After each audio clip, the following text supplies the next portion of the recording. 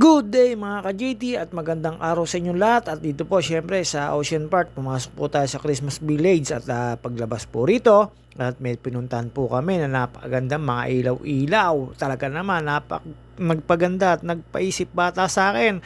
At nilaro-laro ko pa yung may mga natunog doon mga ka-JT at ayan po yung Christmas Village.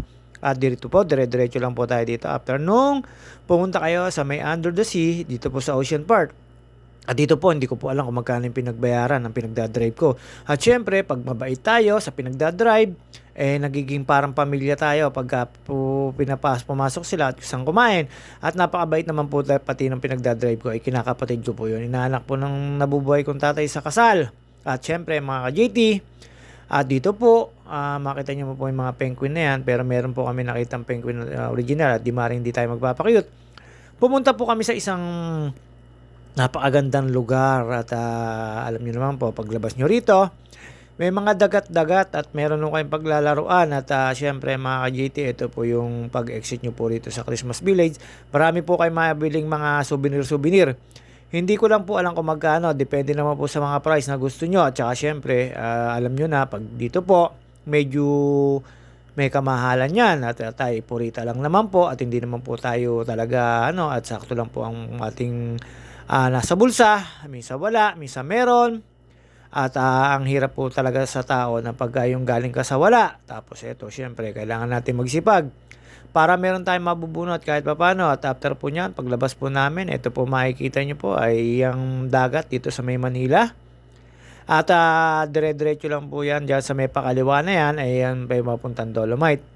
At dito naman po sa may papuntang kanan, ayan po yung Arten, ayan po yung tawag dito, Pier Harbor dito sa Manila.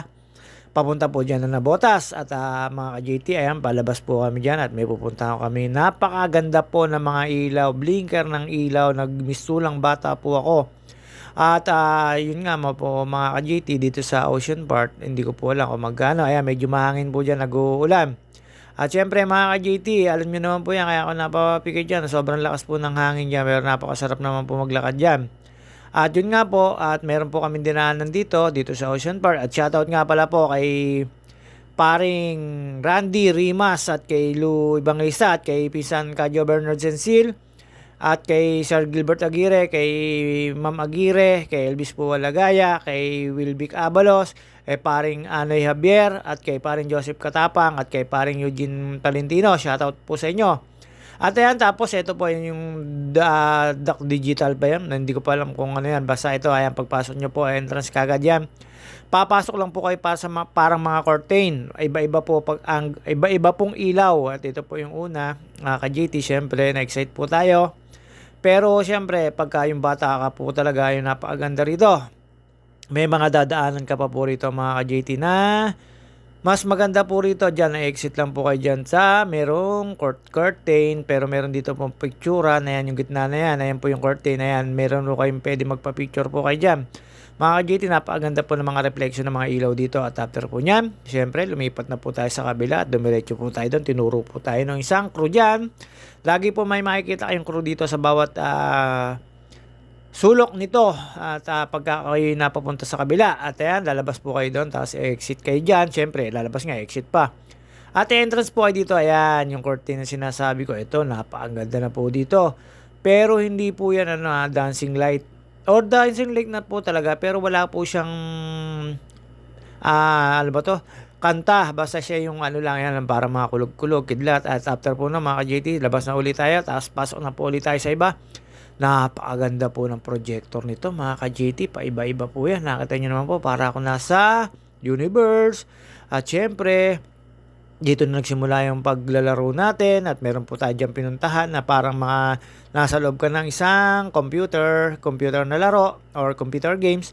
At dito mga ka-JT, ang paiba-iba po yan, napakaganda pong gumala dito. At after po nito mga ka-JT, ilang minuto or half hour holding no kayo, depende naman po sa gusto nyo kung dire-diretso po o mag-i-stay pa kayo, basta yan dire-diretso lang po yung mga projector or ilaw na yan na paiba-iba at kung mag-i-stay po kayo dyan. At lipat na naman po ulit tayo sa kabila mga ka-JT. Ito, gano'n po kaganda yan, no? Nakita nyo naman po, para ako nasa party. Talaga naman enjoy na enjoy ako dyan. Mukha lang po akong seryoso dyan, pero ini-enjoy ko po yan. Nagpaikot-ikot po ako ng camera dyan. Alam nyo na mga ka-GT, syempre, naghahanap po tayo ng forever dito, pero wala po tayo makita ng forever. Ayan, may salamin pa po yan. Ako rin po yan. At ano ka dyan, pagpasok nyo, meron nung bibigay sa inyo para sa sapatos or para sa stepping nyo mga ka-GT. At yan, lipat po tayo sa kabila. Nakita nyo naman po yan. Feeling ko na nasa loob din po ako ng universe niyan at pamalik po ako sa taas at tatakot pa po ako kasi salamin niyan. Makikita nyo po yung sarili nyo dyan dahil meron po mga projector yan. Hindi ko alam kung paano yung projector na yan pero napakaganda po yan. Nakita nyo ba yan? Pa iba-iba. At sa sulit na sulit, ayan, nandiyan po ako sa gitna niyan at feeling ko po ako'y nasa ibang planeta. Talaga naman napakasarap at isang A naman dyan, JT Sakalam. At after po niyan, lipat naman po tayo sa kabila. Dito po, napakaganda rin po nito. Puro lang po yan at pagkatapos po niyan mga ka-GT, meron po kayong pupuntahan dyan. Ayan, kakanan lang po kayo dyan. Meron po dyan yung para kayo magiging bata na talunan kayo ng talon pero akala nyo po ay mahuhulog kayo pero projector lang po yan. Ayan yung sinasabi kong yan. Projector lang po yan, yung mga ilaw na yan, pero malalambot pong yan na natapakan na parang lobo mga ka-GT. Aapakan nyo po yan, ayan po yung sinasabi ko sa inyo na para kayo naglalarong bata, pero napakatunog po ng tunog yan kada tapak nyo para ho kayong computer games na kayo ang nasa loob ng computer mga ka-GT. Diyan ko po naranasan na para mag-isip bata uli, parang 5 taon, 6 na taon po ako, pero napakasarap po lumaro dyan. Hindi ko lang po alam, may mga salamin din po yan, yung ibang yan, salamin po yan, may makikita po kayo salamin dyan, kaya mag-iingat din po kayo mga ka-JT. Hindi ko po alam kung magkano po bayad dito, basta isang package po yan na lahat ng pinasok namin. Ayan, nakita nyo naman po, salamin na po yan, yung pinag-aanohan ko. Tapos ito, syempre, pinokus ko na po sa hindi sa salamin, at yun, ayan, nakikita nyo po ko salamin po yan. At iikot ko lang po yung camera dyan mga ka-GT kasi may projector dyan. Tapos masarap pa po yan. Meron po mga tunog-tunog dyan na parang computer games. Ayan, salamin po yan. Tapos siyempre mga ka-GT, after po nyan. At hindi naman po kayo malilito dyan. Nandyan lang po kayo sa isang kwadrado dyan na ayan, tinatapakan nyo po yan. Lahat po ng tinatapakan nyo yan, hindi ko kayo mahihirapan dyan at hindi kayo madudulas. Kasi po ayan ay projector lang. At dito po mga ka-GT, ayan, nakita nyo naman po. Pasok na naman po ulit tayo sa ibang pinto. At meron po kayo makikita rito na may nagtitinda ng kape. Yun po yung huling-huling papasok nyo. Dito po medyo nagtagal ako dyan. Napakaganda po dyan. Napakalamig sa kamay. Nag-iiba-iba po yan. Antayin nyo lang po talaga. Kaya lang po syempre may mga minuto po siya. At ilan din pong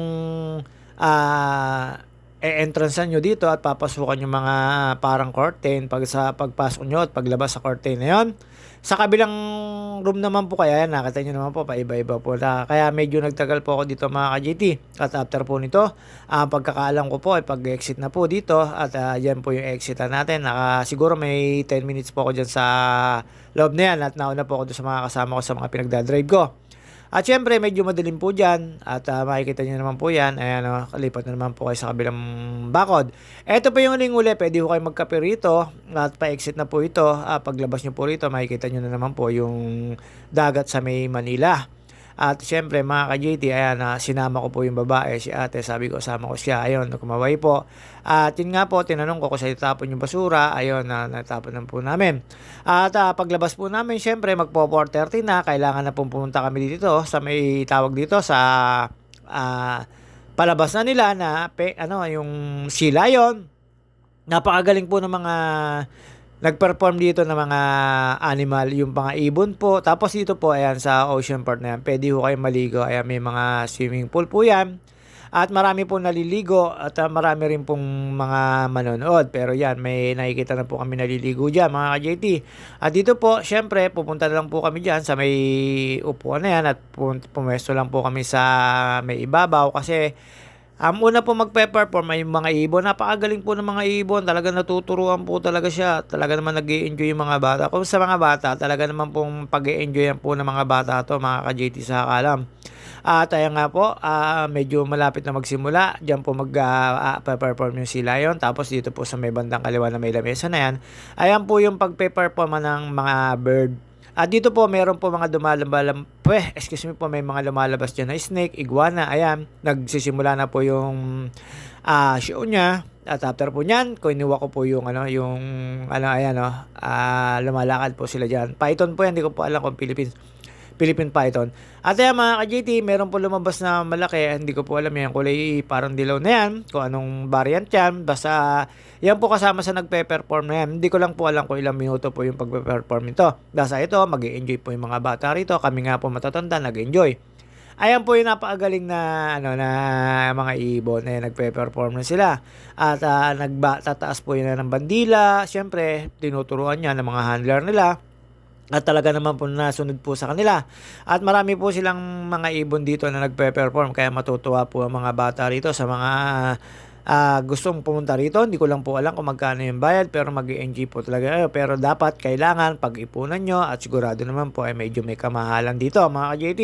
Pero tong Ocean Park na to, sulit naman po bago kayo lumabas, talagang enjoy na enjoy kayo. Kaya lang syempre, yung paglalakad at saka yung papanood ay medyo nakakapagod. Marami naman po kayong event na pagpupuntahan dito. Event nga ba po tawag doon. Basta marami po kayong paglilibangan dito. Depende na lang po sa inyo kung gusto nyo pong tapusin kagad or hindi. Basta kailangan 4:30 nandito na po kayo sa Sea Lion. At yung Sea Lion po na mga animals, napakagaling po. Hindi ko po alam kung paano nila natuturuan yan. Pero meron mga parang pito ang mga handler. At after po niya mga ka-JT, syempre, nagpaano na po, lumapit na po tayo. Pwede na po lumapit kasi baka po makapambasa yung sila yan. Pero hindi naman po tayo nabasa. Ayan, para po tayong Teletubbies mga ka-JT.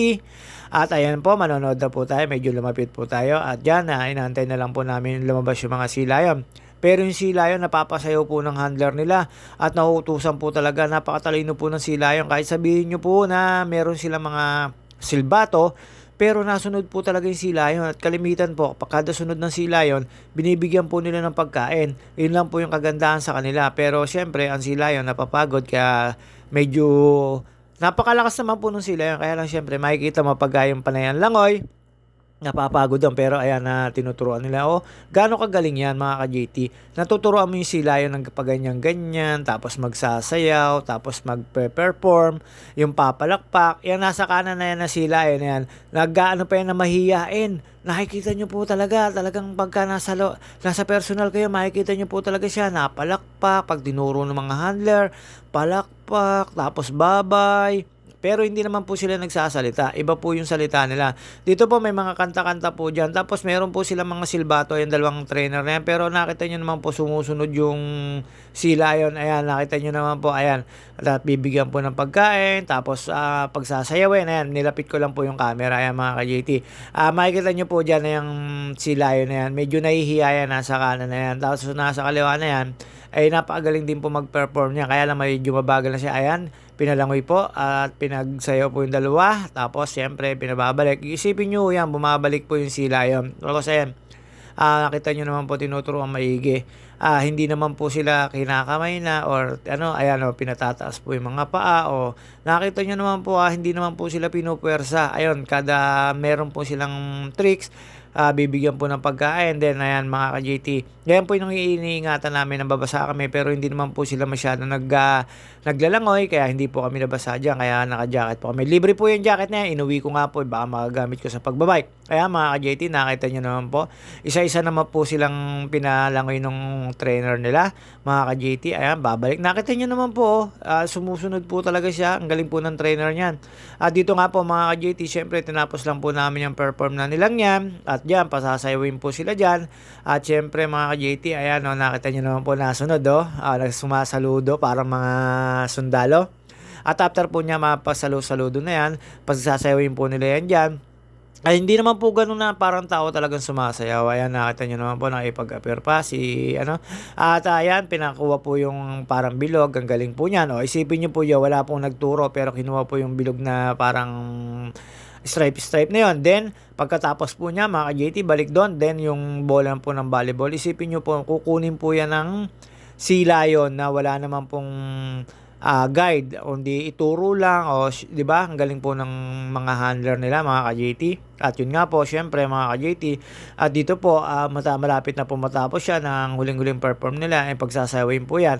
Ayan, medyo kinuha po nung isang lalaki kasi nagkasala po ng kuha yung si Lion. Pero ayan, nakita nyo naman po nung binalik, kinuha po kagad ng si Lion, no? Binalik po sa kanya, sa handler nila. Nakita nyo naman po nung bumalik. Kaya nang nakakahanga po itong handler na nilang si Lion na to. After po nyan, ayan, pinagsayaw po nila. Ayan, nakita nyo naman po, ginagaya sila. Diyan, natutuwa po ako dyan. Talagang para naman po talagang nag-iisip bata ko. Ayan, umikot po sila.